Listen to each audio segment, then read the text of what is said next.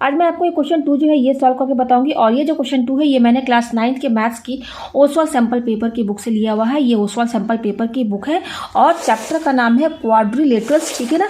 और ये जो क्वेश्चन 2 है बोर्ड टर्म 2 सेट A1 2011 को आ चुका है। इंपॉर्टेंट क्वेश्चन भी है थोड़ा, और ये क्वेश्चन में कई स्टूडेंट को कन्फ्यूजन भी रहता है, तो मैं इस क्वेश्चन को एक एक स्टेप करके आपको एक्सप्लेन करके समझाऊंगी। तो देखिए क्वेश्चन क्या बोल रहा है, the angle between the two altitudes of a parallelogram through the vertex of an obtuse angle is 50 degree, find the angles of a parallelogram. यहाँ पे ये बता रहा है कि एक पैरेललोग्राम है, ठीक है।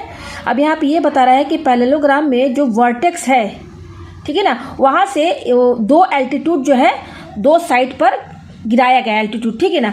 और उन दोनों एल्टीट्यूड के बीच का जो एंगल है 50 है। हमें यहाँ पर जो पैरेललोग्राम के जो चारों एंगल्स है ना वो हमें यहाँ पर फाइंड करना है। तो यहाँ पर देखिए पैरेललोग्राम की पहले प्रॉपर्टी समझ ले और पैरेललोग्राम का डायग्राम समझ ले किस तरीके का होता है। तो देखिए पैरेललोग्राम हमेशा इस तरीके से होता है।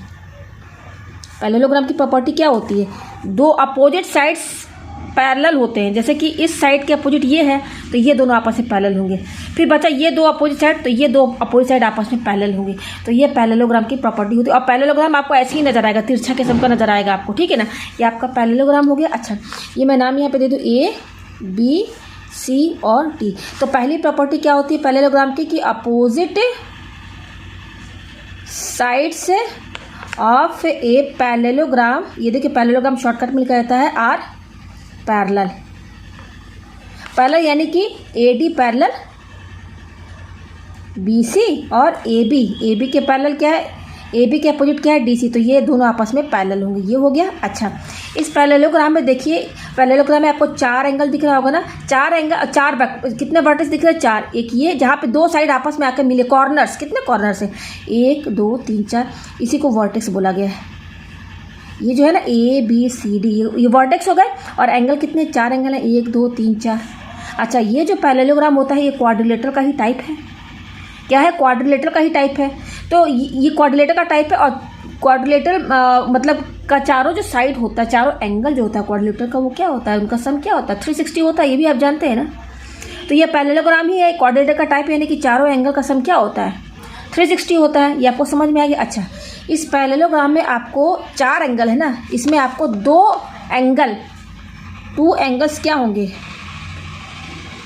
एक्यूट होंगे, एक्यूट एंगल होंगे, दो एंगल। एक्यूट एंगल मीन्स 0 से 90 डिग्री के बीच में रहेगा एंगल। और बाकी जो दो एंगल हैं रेस्ट, वो होंगे ऑब्ट्यूज एंगल, जो कि होता है 90 to 180 के बीच में रहता है।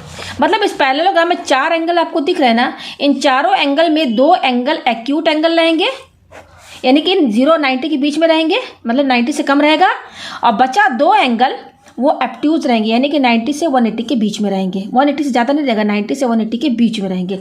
तो इन्हीं चारों में ये दो एंगल, कोई भी दो एंगल ले लीजिए, वो दो एंगल क्या होंगे, एक्यूट होंगे, बाकी दो एंगल ऑब्ट्यूज होंगे। तो देखिए ये पैरेललोग्राम का मेन डायग्राम है, आपको यहीं से समझ में आ रहा होगा कौन सा ऑब्ट्यूज हो सकता है, कौन सा एक्यूट हो सकता है। जैसे कि मान लीजिए मैं ये एंगल D है ना, अब जैसे अगर 90 डिग्री होगा तो 90 डिग्री का क्या मतलब है, बिल्कुल परपेंडिकुलर सीधा लाइन रहेगा ना, तो ये पूरा 90 होगा ना, ये पूरा 90 होगा। अगर हम 90 डिग्री का एंगल बनाए D पर, एंगल D पर, तो यही तो 90 होगा ना। ये जैसे ये सीधा लाइन, ये पूरा 90 हुआ ना।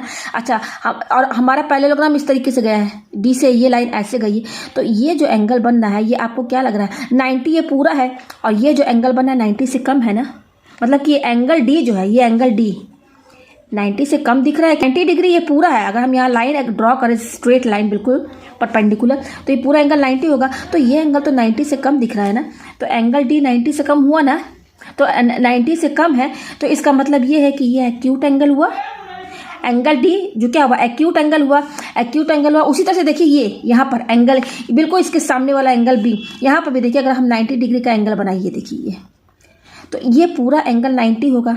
और लेकिन यहाँ पर इतना एंगल जो है ये 90 से कम हुआ कि नहीं, तो ये भी एंगल B भी क्या है, 90 से कम हुआ। तो हमें ये समझ में आया कि इस पैरेललोग्राम में एंगल B और एंगल D ये क्या है, एक्यूट एंगल है। Angle B and angle D क्या है, एक्यूट एंगल्स बना रहे हैं।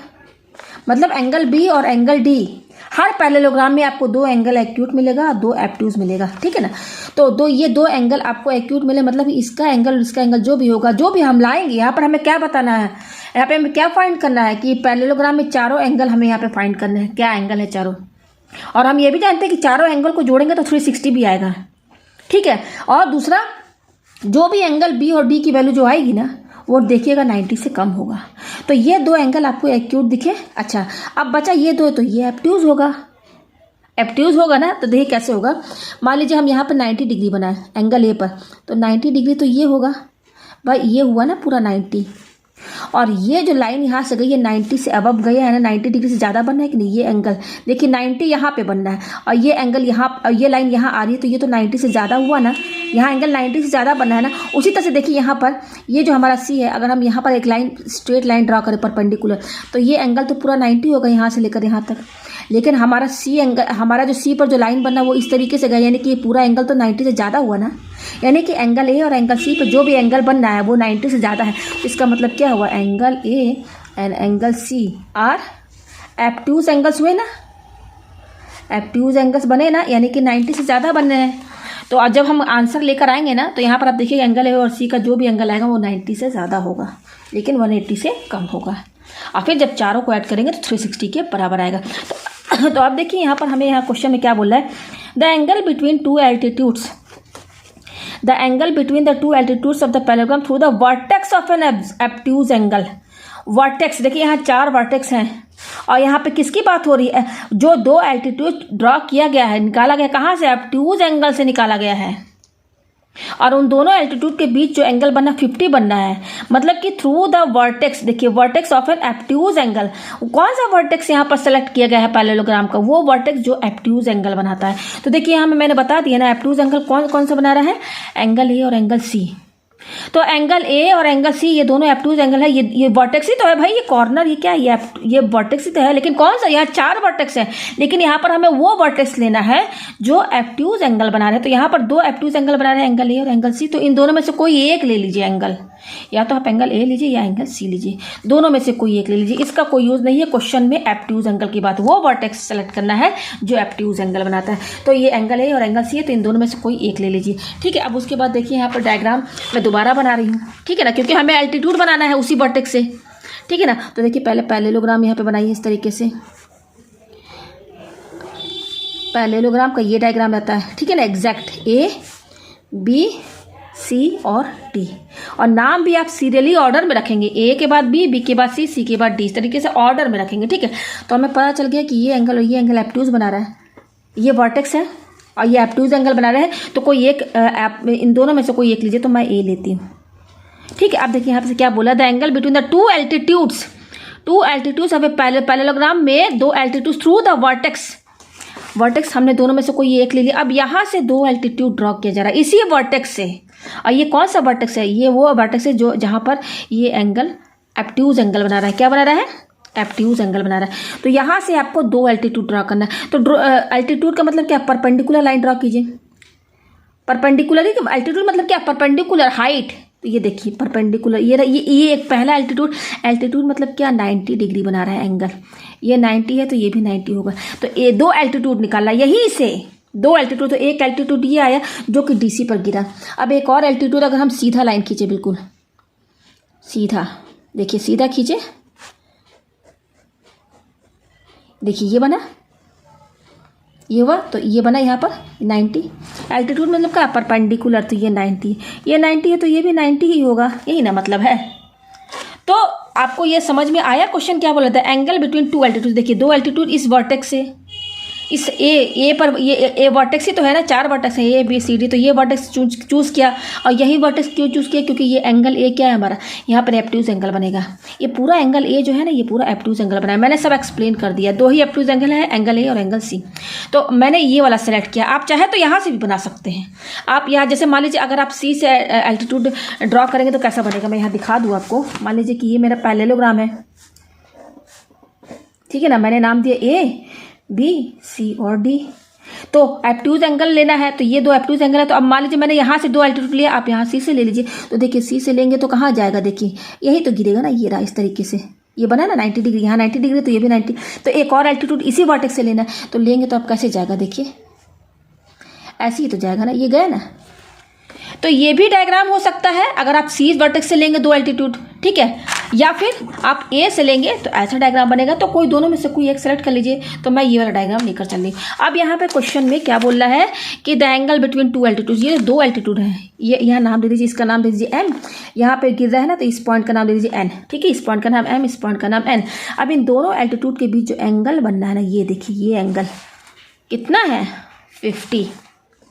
ये आपको समझ में आ गया, सब समझ में आ गया ना। अब चलिए क्वेश्चन को हम सॉल्व करते हैं। हमें यहाँ निकालना क्या है, find the angles of parallelogram वाले, हमें पूरा एंगल निकालना है। मतलब एंगल ए क्या है, एंगल बी कितना है, एंगल सी कितना है, एंगल टी कितना है, ये पूरा एंगल हमें यहाँ पर फाइंड करना है। पैरेललोग्राम हमारा क्या है, ABCD है ना, तो ये चारों एंगल की वैल्यू हमें यहाँ पर फाइंड करनी है, ठीक है। तो अब चलिए यहाँ पर हम इसको सॉल्व करते हैं। तो यहाँ पे देखिए, आप केवल इस पर ध्यान दीजिए, AMCN, AMCN, मैं इसी को बना दूँ डायग्राम। ये देखिए मैं केवल यही डायग्राम बना रही हूँ। कौन सा डायग्राम मैंने लिया है, ये देखिए थोड़ा अच्छे से बनाइए। ये A है, N, ये M है और ये C है, ये ना। अच्छा ये एंगल कितना बनना है, यहाँ पर 50 बनना है, ठीक है। ये 90 है, ये अच्छा ये 90 है, 90 है ना भाई। ये एंगल कितना बने, ये एल्टीट्यूड है ना दोनों, तो ये एल्टीट्यूड इस पर गिरेगा तो ये 90 बनेगा, ये 90 तो ये भी 90 होगा। उसी तरह से ये AM भी एल्टीट्यूड है तो ये 90 है तो ये भी 90 होगा। एल्टीट्यूड मतलब क्या, परपेंडिकुलर लाइन, यही मतलब होता है। तो ये भी 90 हुआ, ये आपको समझ में आया ना।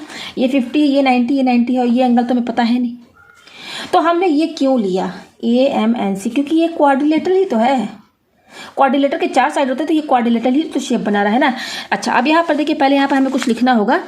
गिवन में क्या लिखेंगे, ABCD इज ए पैरेललोग्राम, ठीक है। और AM and AN are two altitudes, दो एल्टीट्यूड्स है ना, AM and AN are two altitudes from, कहाँ से लिया गया, from the vertex of an obtuse angle.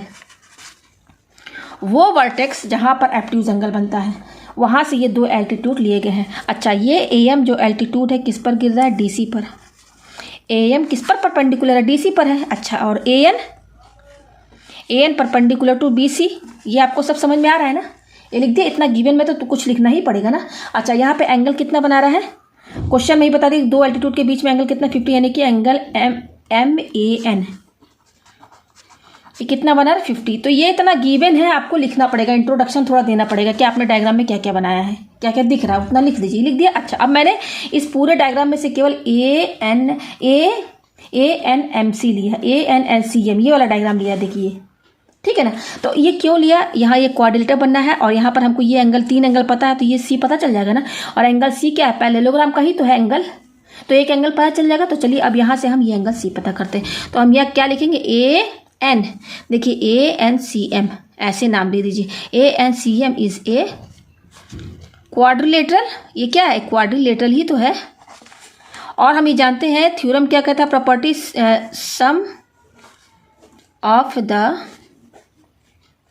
4 angles in a quadrilateral कितना होता है, 360 होता है। तो हम यहाँ पे लिख सकते हैं एंगल, ये नाम क्या है, MAN है ना, MAN प्लस एंगल ANC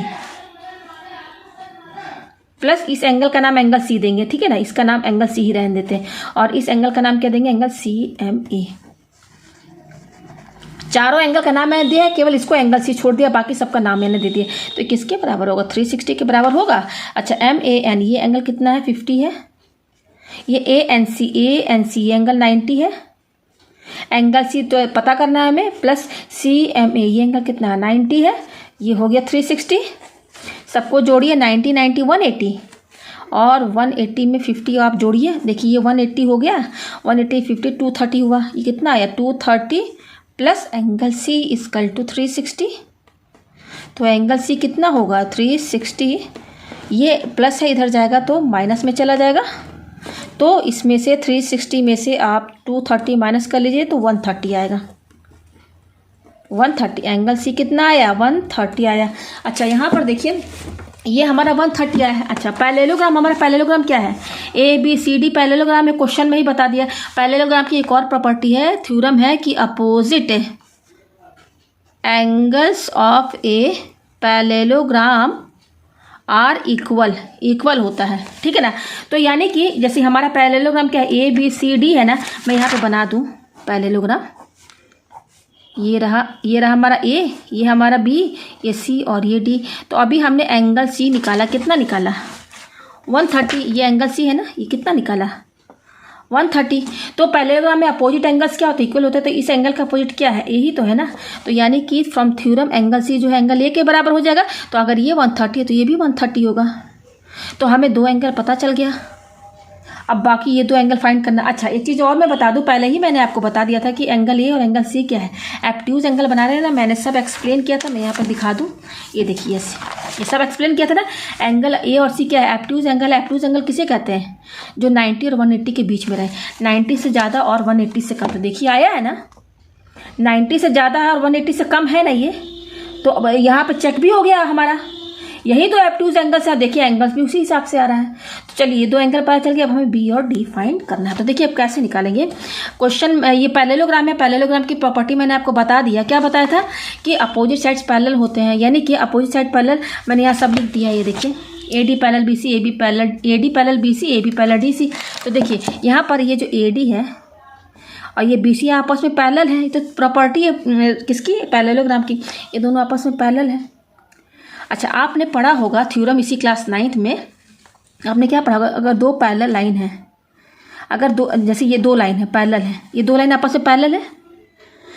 अच्छा, अब ये मान लीजिए एल है और ये एम है, और एल जो है एम के पैरेलल, दोनों पैरेलल है। अगर कोई तीसरा लाइन इन दोनों पैरेलल लाइन को कट करके जाए, तो ये जो तीसरा लाइन होता है ना, इसको ट्रांसवर्सल लाइन बोलते हैं। जैसे मान लीजिए इसका नाम मैं दे रही हूँ एन, ये लाइन एन है। तो एन क्या कहलाएगा, ट्रांसवर्सल लाइन। क्या कहलाएगा, ट्रांसवर्सल लाइन। तो ये एन ट्रांसवर्सल लाइन है जो इन दो पैरेलल को कट करके जा रहा है। तो अगर ऐसा कहीं डायग्राम दिखे, कंडीशन ये होनी चाहिए कि दो लाइन आपस में पहले पैरेलल होना चाहिए। उन दो पैरेलल लाइन को कोई तीसरा लाइन कट करके जा रहा है, तब इस केस में ये एंगल और ये एंगल, इसको कहते हैं interior angles, consecutive interior angles. तो इन दोनों एंगल का sum of consecutive interior angles is 180। यानी कि इस एंगल और इस एंगल, इन दोनों एंगल का सम 180 होगा। मान लीजिए एंगल 1 है और ये एंगल 2 है, तो एंगल 1 प्लस एंगल 2 जो होगा वो 180 के बराबर होगा, ठीक है। अच्छा, अब यहाँ पे देखिए हमारा यहाँ पर ये लाइन, ये ए डी जो और बी सी जो है आपस में क्या है, पैरेलल है। ये दोनों लाइन जो है आपस, या फिर आप ऐसे लीजिए ए बी और ये D C. Yes, A B और डी सी। देखिए ये दो लाइन आपस में पैरेलल है। उसी तरह से हमारा A B parallel D C, ये ये क्या है, ये दोनों प्रॉपर्टी थ्योरम है ना, पैरेललोग्राम की प्रॉपर्टी है ना। तो मान लीजिए ये ए बी और ये डी सी आपस में, ए बी और ये डी सी आपस में पैरेलल लाइन है। तो देखिए मैं यहाँ पे ये बना रही हूँ, ये है ए और ये बी और ये डी और ये सी, और ये बी सी लाइन, ये बी सी लाइन है, ये बी सी लाइन है, ये सी है ना, ये सी है, ये सी है। तो ये दोनों लाइन आपस में पैरेलल हैं। बिल्कुल इससे कंपेयर कीजिए ना, देखिए ऐसे कर लीजिए, ये दोनों लाइन आपस में पैरेलल हैं, ए बी और डी सी। और ये B C line transversal line हुआ कि नहीं भाई, ये दो पैरेलल लाइन है। आपको ये तो पता चल गया कि ये दोनों लाइन आपस में पैरेलल है। और ये जो तीसरी लाइन है ये वाली, ये इन दोनों पैरेलल, इस लाइन को और बढ़ा दीजिए तो आपको अच्छे से समझ में आ जाएगा। मान लीजिए इसको बढ़ा दीजिए, इस बी सी लाइन को और बढ़ा दीजिए, इसको भी बढ़ा दीजिए। तो ये बी सी लाइन इन दोनों पैरेलल लाइन को कट कर रहा है ना। तो थ्योरम की हेल्प से ये एंगल और ये एंगल, इन दोनों एंगल का सम 180 होगा ना। Sum of the consecutive interior angle is 180। इस एंगल का सम और इस एंगल का सम, इन दोनों एंगल का सम 180 के बराबर होगा। तो यहाँ पे उसी हिसाब से देखिए, यही है, ये दोनों आपस में लाइन पैरेलल है, ये ए बी और डी सी। तो ये ट्रांसवर्सल लाइन हुआ बी सी। तो यहाँ पे पहले लिख दीजिए A B parallel D C and B C is a transversal line हुआ। तो यानी कि ये एंगल और ये, मतलब कि ये एंगल बी, ये एंगल बी और ये एंगल सी, इन दोनों एंगल का सम क्या होगा, 180 होगा ना। तो देखिए एंगल बी तो हमें पता नहीं है, लेकिन एंगल सी हमने निकाला, वो कितना आया, 130 आया है, और ये 180 है। तो एंगल बी कितना हो जाएगा, ये 130 इधर चला जाएगा, तो इसके माइनस में चला गया। तो 180 से 130 माइनस कीजिए तो 50 आया। तो एंगल बी भी हमें पता चल के कितना आया, 50 आया, ये 50 आया। अच्छा, ये भी मैंने बता दिया है कि अपोजिट एंगल जो होते हैं पैरेललोग्राम में वो इक्वल होते हैं। तो देखिए इस एंगल बी के अपोजिट क्या है, एंगल डी। तो एंगल बी अगर 50 है तो ये भी 50 होगा, यानी कि angle B equal to angle D equal to 50 आ गया ना। ये दो एंगल भी आ गया, और बाकी जो दो एंगल हमने निकाला था क्या, angle A equal to angle C equal to कितना आया था आपका, ये देखिए, यस, ये 130 आया था। तो चारों एंगल निकल गया ना। देखिए मैं यहाँ पे बना के दिखा दूँ आपको। ये ए था, ये हमारा बी है, ये सी है और ये डी है।